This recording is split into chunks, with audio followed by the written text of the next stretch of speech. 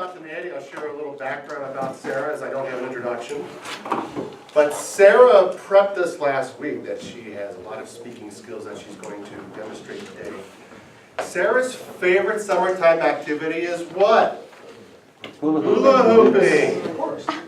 And for some of us that don't have hips, we can't hula hoop. That's my excuse, but Sarah's going to speak for us today. Sarah? And her icebreaker.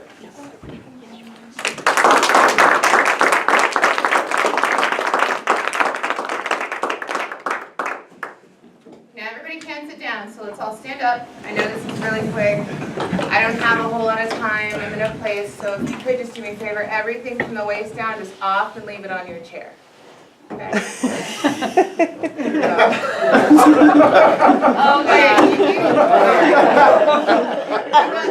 Go ahead and sit down. Sit down. Relax. Yeah. Tell this is probably your first time with me. Okay. Most of my friendships are really forged in that fire of. So I just wanted to make sure that we were all on the same page. It's very normal. We're all very nervous, mostly. That in this time of walking in to not knowing who I am, you're going to be completely stripped and unaware of who I am and why you're here and what's happening. You're struck with fear. You're curious. You want to connect with me, but we are complete strangers. That is my life. That is what I do. This is what I love. So take a second and get rid of the nerves.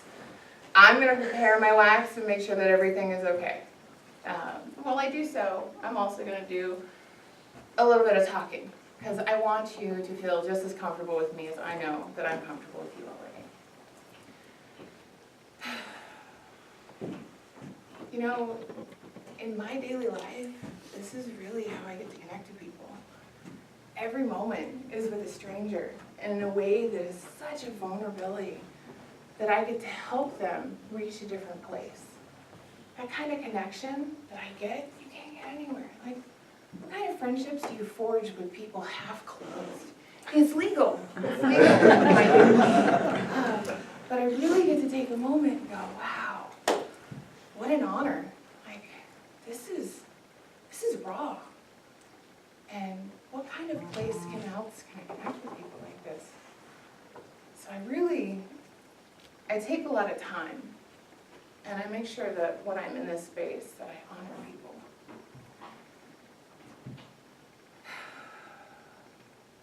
When you go about life and you have questions, as did I, about my body, how to feel comfortable, you put yourself in odd places.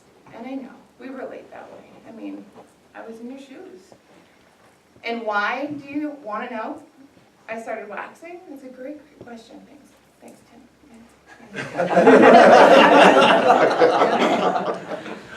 I was a self-made engineer.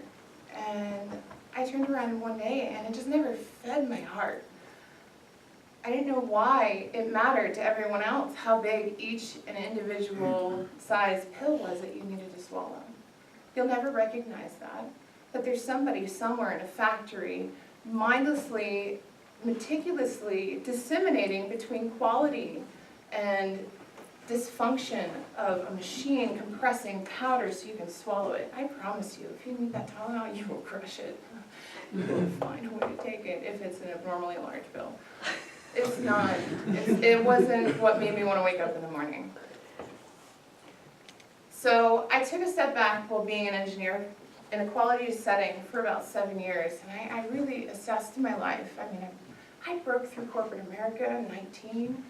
I was running board meetings. I was living life. I had an office. I had a main flat.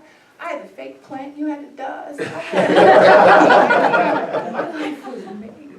Like, hi, I'm 21. I'm an engineer. And it was beautiful, blissful.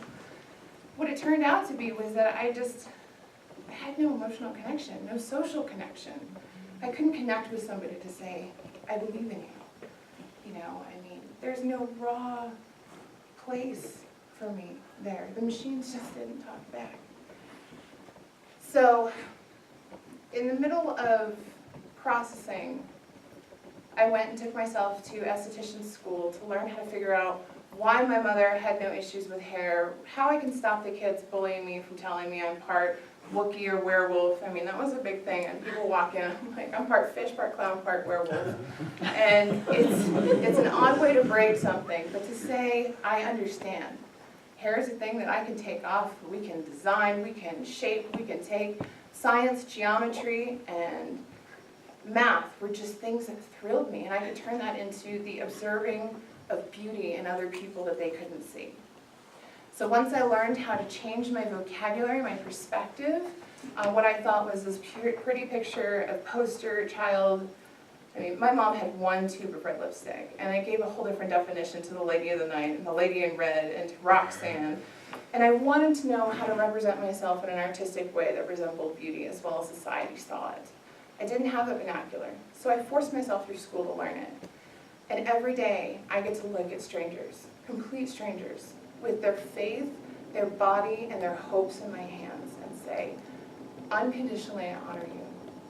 Unconditionally I love you. And every day I say that to somebody, at least 17 times a day, I hear it from myself. So that kid that got called funny names, who had an awesome amount of hair on her arms, I just disguise it now, I blend in, you're welcome. You don't worry. But I really focus and take time to show people as a stranger and touch them and say, I unconditionally am here for you.